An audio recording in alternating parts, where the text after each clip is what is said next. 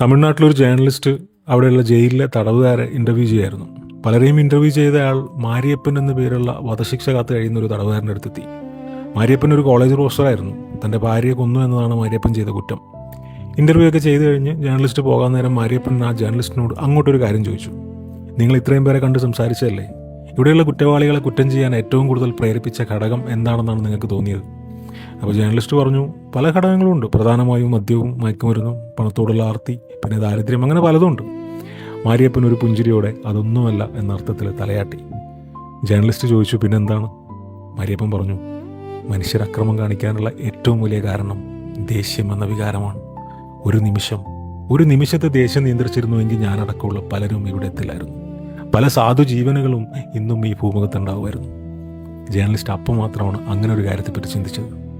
പിന്നീട് അയാൾ കഴിഞ്ഞ ഒരുപാട് വർഷങ്ങളിലുണ്ടായിട്ടുള്ള കുറ്റകൃത്യ വാർത്തകളിലൂടെ ഒരു ഗവേഷണം നടത്തി.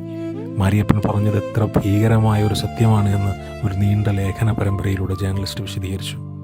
ദിവസേനയുള്ള പത്രവാർത്തകളിലൂടെ കണ്ണോടിക്കുമ്പോൾ മാരിയപ്പൻ പറഞ്ഞത് എത്ര സത്യമാണെന്ന് നമുക്ക് ബോധ്യപ്പെടും.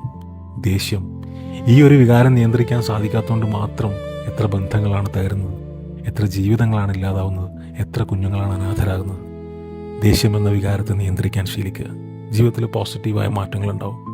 1400 വർഷങ്ങൾക്ക് മുമ്പേ പ്രവാചകൻ മുഹമ്മദ് നബി അനുയായികൾ